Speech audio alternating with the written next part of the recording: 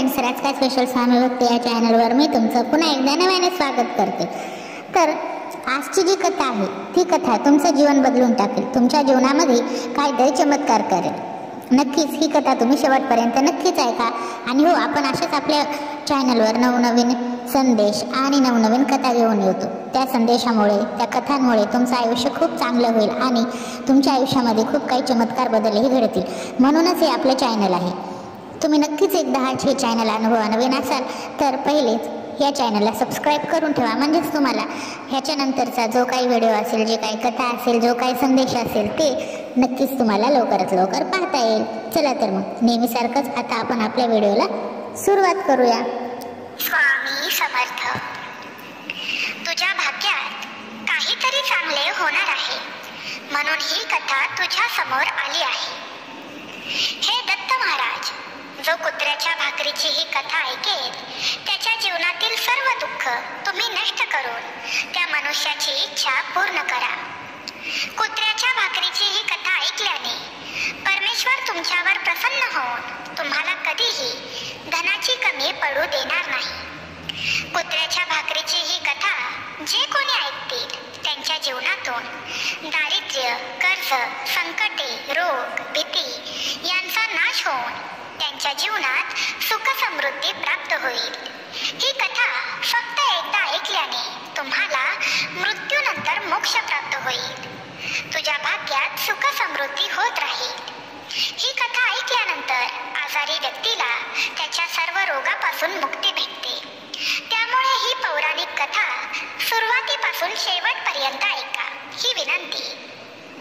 भगवंताचा आशीर्वाद प्राप्त करण्यासाठी कमेंट बॉक्समध्ये श्री गुरुदेव दत्त टाईप करा आणि हा व्हिडिओ जो भक्त दुःखी, चिंताग्रस्त आहे त्याला शेअर करा। देव तुम्हाला कशाचीही कमी पडू देणार व्हिडिओ जो भक्त दुःखी, चिंताग्रस्त आहे त्याला शेअर करा। देव तुम्हाला कशाचीही कमी पडू देणार नाही। मित्रांनो, आजची कहाणी आपल्याला आपल्याबद्दल विचार करण्यास प्रवृत्त करेल। बऱ्याचदा आपण बऱ्याच प्रसंगी आपल्याला राग आल्यावर इतरांना कुत्र्यांची उदाहरणे देतो।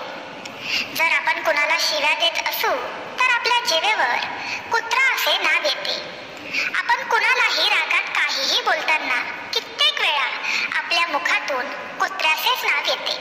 भक्तांनो, खरंच कुत्रा इतक्या खालच्या दर्जाचा प्राणी आहे का? आपण त्याला आहार देण्याचा विचार तर कधी केला नाही, पण त्याला हिणवण्याचा कित्येक वेळा प्रयत्न केला आहे। भक्तांनो, तुम्ही ही कहाणी सुरुवातीपासून शेवटपर्यंत नक्की ऐकावी, ही तुम्हा सर्वांना विनंती आहे। एका गावात सुरेश नावाचा मुलगा राहत होता। तो त्याच्या जीवनाला खूप त्रासलेला होता। तो फक्त विचार करत असे की मी माझ्या मागील जन्मात कोणते पाप केले असावे ज्यासाठी मला आता इतके भोग भोगावे लागत आहे। मग एक दिवस त्याच्या मित्राने त्याला कुत्र्याला भाकरी घालण्याचा सल्ला दिला, पण तो सुरेश त्याच्या जीवनाला इतका कंटाळला होता की त्याची काहीच करण्याची इच्छा नव्हती। एके दिवशी त्याला समजले की गावापासून काही अंतरावर एक महात्मा राहतात, जे सर्वांच्या समस्या ऐकतात आणि त्यांच्या शंकांचे निराकरण करतात। दुसऱ्याच दिवशी सुरेश महात्माजींना भेटायला निघाला। तिथे पोचल्यावर सुरेशने पाहिले की महात्मा आपल्या आश्रमात काही लोकांना उपदेश करत आहे। तेव्हा सुरेशने महात्माजींना नमस्कार केला आणि म्हणाले, गुरुदेव, माझ्या मनात एक प्रश्न आहे। महात्मा म्हणाले, बाळा, न घाबरता तुमच्या मनातील प्रश्न विचारा। तेव्हा सुरेश म्हणाला, गुरुदेव, मला माझ्या एका मित्राने कुत्र्याला भाकरी घालण्याचा सल्ला दिला आहे। कुत्र्याला भाकरी घातल्याने आपले दुःख नष्ट होऊ शकते का? मला हे जाणून घ्यायचे आहे की काही कुत्र्यांना भाकरीचा तुकडा खायला दिल्याने काय परिणाम होतो? मग महात्मा म्हणाले, जर एखाद्या व्यक्तीला कुत्र्यांना भाकरी खाण्याचे 8 फायदे माहीत असतील तर तो कधीही दुःखी होणार नाही आणि गरिबी त्याला स्पर्शही करणार नाही। सुरेश गरिबीने त्रस्त झाला होता। त्याच्यावर कर्ज झाले होते। साधू म्हणाले, एखाद्या कुत्र्याला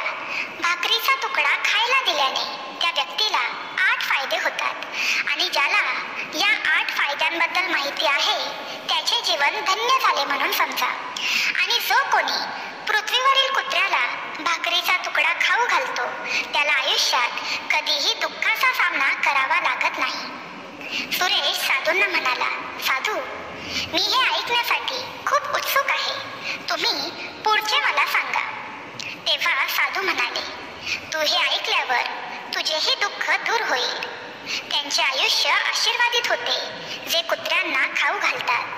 आयुष्यात त्यांना कधीही दुःखाचा सामना करावा लागत नाही. पृथ्वीवरील कुत्र्याला भाकरीचा तुकडा खायला देणाऱ्या व्यक्तीला 8 फायदे मिळतात आणि तो आयुष्यभर आनंदी राहतो. त्याला मृत्यूनंतर मोक्ष प्राप्त होतो. पुढे महात्मा म्हणाले, हे बाळा, मी तुला एक गोष्ट सांगतो, ती नीट ऐक. सुरुवातीपासून शेवटपर्यंत ऐक, म्हणजे तुला सर्व काही कळेल. एकेकाळी एक काळ्या रंगाचा कुत्रा होता.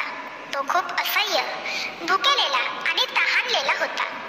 तो गावातील प्रत्येक घरात जाऊन अन्न मागत असे, पण त्याला कोणीही भाकरीचा तुकडा दिला नाही. भुकेने तो इकडे तिकडे भटकत असे. एके दिवशी तो गावाबाहेर नदीच्या काठावर असलेल्या एका ऋषींच्या आश्रमात पोहोचला आणि तो ऋषींना म्हणाला, हे मुनिवर, मला वाटते की तुम्ही खूप विद्वान आणि ज्ञानी व्यक्ती आहात. म्हणूनच मी तुमच्याकडे भुकेने आणि तहानलेल्या घशाने आलो आहे. कृपया मला भाकरीचा तुकडा द्या आणि माझी भूक मी भागवू शकेल असे काहीतरी खायला द्या. तेव्हा मोठ्या प्रेमाने ते भिक्षू त्या कुत्र्याला पाणी आणि थोडंफार खायला देतात आणि त्याला शांत करतात. मग प्रेमाने विचारतात, हे श्वान, तुला गावात कोणीही भाकरी दिली नाही जी खाऊन तू तुझी भूक भागवू शकतोस? गावात कोणीही तुम्हाला भाकरीचा तुकडा दिला नाही जे खाऊन तू शांत होशील? तेव्हा तो कुत्रा म्हणू लागतो, हे मुनिवर, मी तुम्हाला काय सांगू? तुम्ही माझ्या बोलण्यावर विश्वासही ठेवणार नाही. तेव्हा तो भिक्षू म्हणतो, मला सांगा, मी तुझ्या शब्दांवर नक्कीच विश्वास ठेवेन. तू मला दुःखी वाटत आहेस. मग तो कुत्रा म्हणतो, ठीक आहे, मी तुला माझा भूतकाळ सांगतो. आणि कुत्रा सर्व घटना साधूला सांगू लागतो. हे मुनिवर, या जगातील लोकांनी आमच्यावर दया दाखवावी असे मला वाटते. आमच्याकडे राहायला घर नाही, निवारा नाही. आम्हाला कसे काय कमवायचे हे माहीत नाही. आम्हाला कपडे घालायचे ज्ञान देखील नाही. म्हणून आम्ही हिवाळ्यात, उन्हाळ्यात आणि पावसाळ्यातही असेच फिरतो. आम्हाला लिहिणं वाचणं येत नाही. आम्हाला आपल्यासारखी शिस्त माहीत नाही. आपल्यासारखे कसे बोलायचे हे आम्हाला ठाऊक नाही. हे आमचे दुर्भाग्य समजा. परंतु आम्हाला आपल्यासारखी भूक देखील लागते. जेव्हा तुम्हाला दुखापत होते आणि मग तुम्हाला ते दुखू लागते, अगदी तसेच आम्हाला कोणी मारल्यावर आम्हाला खूप दुखते. आम्हाला देखील तुमच्यासारख्याच वेदना होतात. आम्हाला तुमच्यासारखे रडायला देखील येते. बस फक्त या 3 कामांमध्ये आम्ही तुमच्यामध्ये जुळून येतो. म्हणून आमच्यावर दया दाखवा. यापुढे आम्हाला इजा करू नका. तसेही देवाने आम्हाला दुःखी जीवन देऊनच पृथ्वीवर पाठवले आहे. वरून तुम्ही लोक आम्हाला त्रास देता.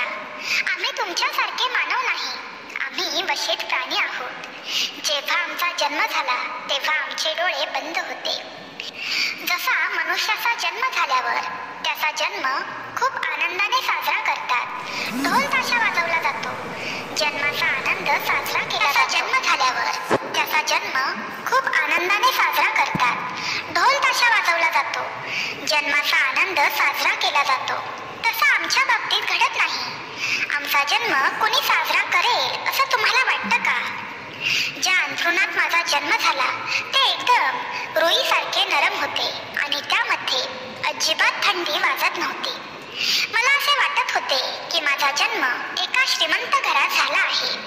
पण जेव्हा मी डोळे उघडले तेव्हा मी पाहिलं की माझी आई, जिला तुम्ही कुत्री म्हणून हाक मारता, ती तिच्या 5 मुलांना घेऊन रस्त्यावरील ढिगाऱ्यात पडली होती.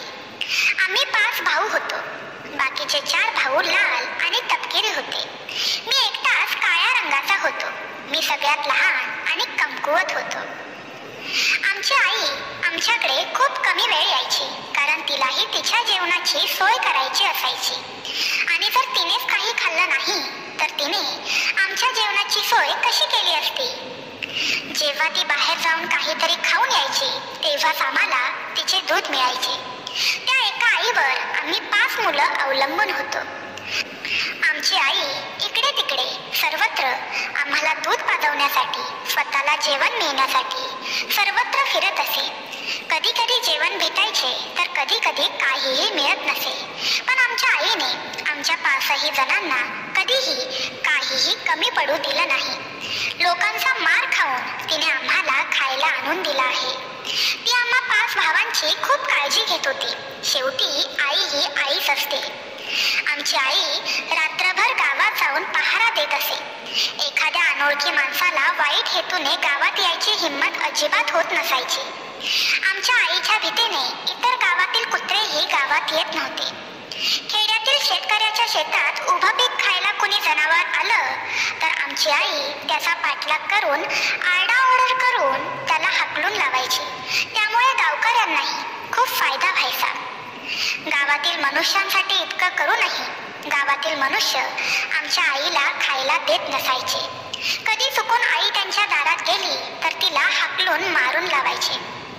कधी कधी आईने भुकेसाठी कोणाच्या घरातील जाऊन चुकून खाल्लं तर तिला काट्यांनी, बांबूंनी मारलं जायचं. बिचारी मग माझी आई त्या दिवशी पोटाच्या आगीने रडत रडत बसायची.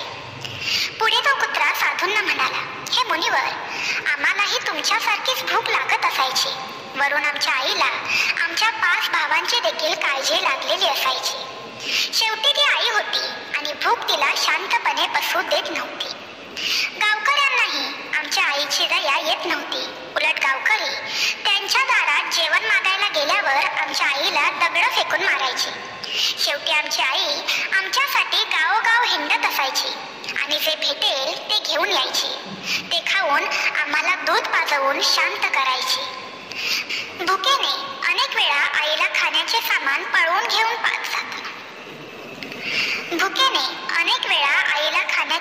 पळवून घेऊन येताना पाहून लोक तिचा लाट्या काट्या घेऊन पाठलाग करायचे. काही क्रूर लोक तिला घरात कोंडून मारायचे देखील. मारून मारून आमच्या आईची वाईट अवस्था ते करत असत. मग कुत्रा भिक्षूंना विचारतो, हे मुनिवर, आमच्या आईचं काय चुकलं? पोटाच्या भुकेसाठी आणि तिच्या लेकरांसाठी तिने जेवणाची सोडी केली. मुनिवर, आम्हाला चोरी करायला आवडत नाही, पण काही पापी लोक आम्हाला हे करण्यासाठी भाग पाडतात. एका दिवसाची गोष्ट आहे. एके दिवशी खूप जोरजोरात पाऊस पडत होता. सगळीकडे गारवा पसरला होता. सगळीकडे थंडी झाली होती.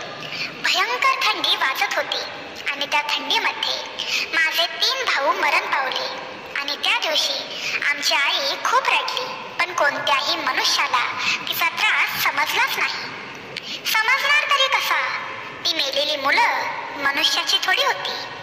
मग कुत्रा म्हणतो, आता आम्ही फक्त 2 भाऊ होतो. आमच्या आईने आमच्या दोघांची चांगली काळजी घेतली.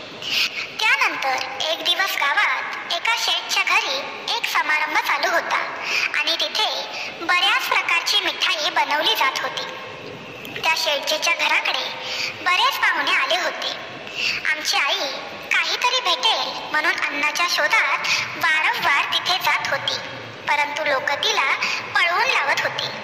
त्यांच्यामध्ये इतकीही दया नव्हती की जनावराला थोडं खायला दिल्यावर त्यांना पुण्य लागेल हे त्यांना कधी समजणारच नाही. माझ्या आईची कोणत्याही मनुष्याला दया आली नाही. कोणीही माझ्या आईला एक भाकरीही दिली नाही.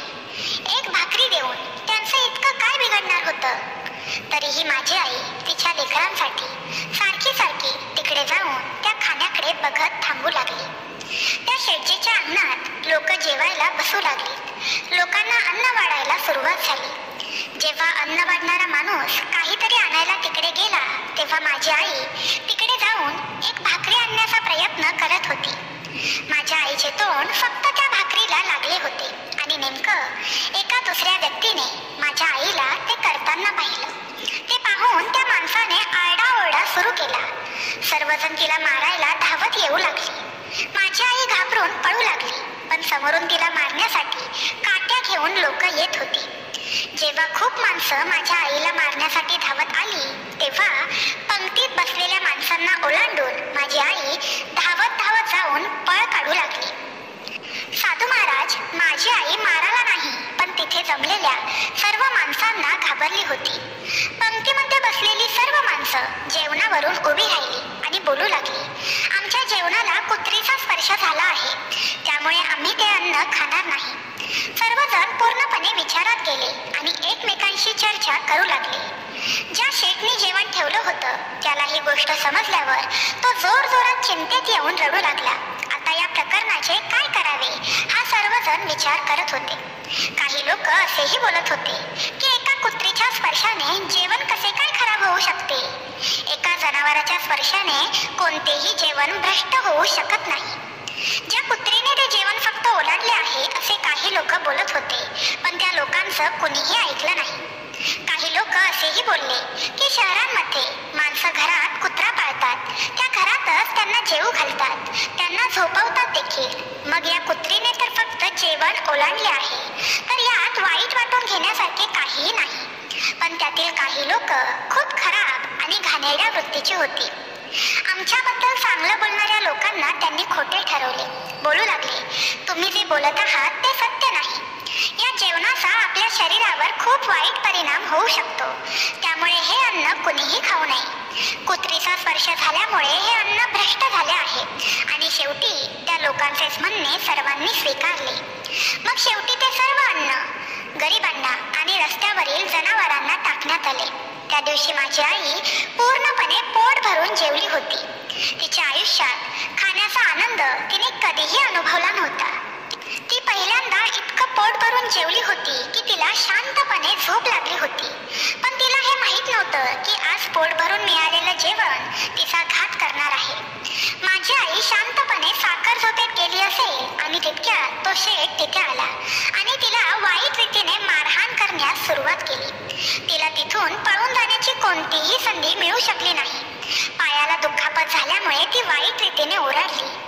आईचे ओरडे ऐकून दगडही वितळतो, परंतु त्या निर्दयी शेठला तिच्यावर दया आली नाही. त्याने तिला जोरदार मारहाण केली. संपूर्ण गावात आईचे रडणे ऐकायला गेले. मग काही लोक येऊन त्याला समजावू लागले आणि म्हणाले की शेठजी, भुकेने मनुष्याचीही बुद्धी भ्रष्ट होते. मग ही तर जनावर आहे, ती एक प्राणी आहे. चांगल्या आणि वाईटाचे ज्ञान तिला आहे का? आता तिला मारून तुम्हाला काय मिळेल? जे काही नशिबात होते ते होऊन गेले. आता हा विषय इथे सोडून द्या. लोकांचे स्पष्टीकरण ऐकल्यानंतर त्याने आमच्या आईला मारहाण करणे थांबवले. मग ते एका अतिशय कठीण अवस्थेत आमच्याकडे लंगडत लंगडत आली. आईने येऊन संपूर्ण कथा आमच्या दोन्ही भावांना सांगितली. हे सर्व ऐकून आम्हाला असं वाटलं की कुत्र्याचं जीवन किती भयंकर घाण आहे. एका चोरी केलेल्या भाकरीसाठी इतका मार खावा लागत आहे. हे असे निरुपयोगी लोक आहेत ज्यांना आपली वेदना समजत नाही. त्यांना माहित नाही की मुक्या जनावरांचा आत्मा शांत केल्यावर परमेश्वरही प्रसन्न होतो. साधू, अजून एका दिवसाची गोष्ट आहे की त्याच गावाबाहेर एक ब्राह्मण येऊन थांबलेला. त्याने आपल्या जेवणासाठी एका जागी चूल बनवली आणि त्यावर डाळ बनवायला ठेवली. त्यानंतर पीठ तिथेच मळायला ठेवलं. तो जवळच्या विहिरीवर पाणी आणायला गेला. कुठून तरी माझी आई भटकत तिकडे पोहोचली. तिने पिठाला बघितलं आणि विचार करू लागली की या पिठाचा कोणी मालक तर इथे नाही आहे. असा विचार करून ती ते पीठ खाऊ लागली. तर ब्राह्मणाने विहिरी जवळून पाहिलं की एक कुत्री आपलं पीठ खात आहे. तो खूप दुःखी झाला आणि रडू लागला, कारण तोही 2 दिवसांपासून भुकेला होता आणि थकला होता. काही लोकांनी त्याला सांगितले, अरे ब्राह्मणा, या कुत्रीने आज तुझंही पीठ खराब केलं. काल एका सेठजींचे संपूर्ण जेवण या कुत्रीनेच खराब केले होते. ब्राह्मण दुःखी होऊन बोलू लागला, दादा, मला तरी काय माहित की ही दुष्ट कुत्री आज माझं पीठ खायला इकडे येणार आहे. ब्राह्मणाने इकडे तिकडे न बघता एक काठी घेऊन माझ्या आईला मारायला सुरुवात केली. माझ्या आईने ते पीठ नीट खाल्लं देखील नसेल, पण तिच्यावर लगेचच काठीचा जोरात मार पडला. कित्येक महिने माझी आई लंगडत चालत होती. तेव्हा त्या दिवशी समजलं की माणूस हा किती क्रूर आहे. आम्ही त्याचे काहीही काम करतो तरी सुद्धा सुद्धा तो आम्हाला समजू शकत नाही. पुढे तो कुत्रा म्हणतो, मुनिवर, आमच्यात काय कमी आहे? ही स्वार्थी लोक आमच्याशी असे का वागतात? आम्हाला त्रास देतात. जे आम्हाला प्रेमाने खाऊ घालत नाहीत त्यांच्या आम्ही किती कामाला येतो. त्यांच्या घराची आम्ही देखरेख करतो.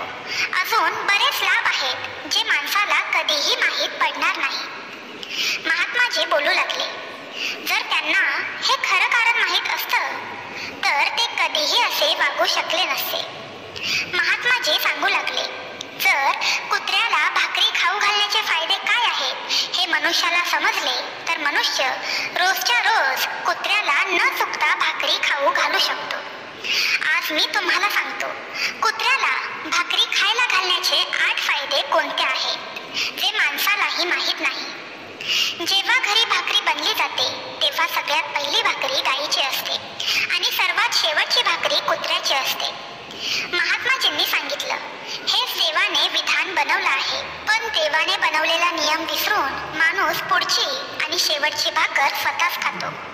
कुत्र्याला भाकरी खायला दिल्याने शनीचा नकारात्मक प्रभाव कमी होतो. जेव्हा शनी आपल्यावर वाईट नजर टाकतो तेव्हा प्रत्येक मनुष्य उद्ध्वस्त होतो. जेव्हा एखाद्या व्यक्तीसाठी महादशा सुरू होते तेव्हा केलेले काम आपोआप खराब होऊ लागते आणि व्यक्ती आर्थिक संकटाचा शिकार बनतो.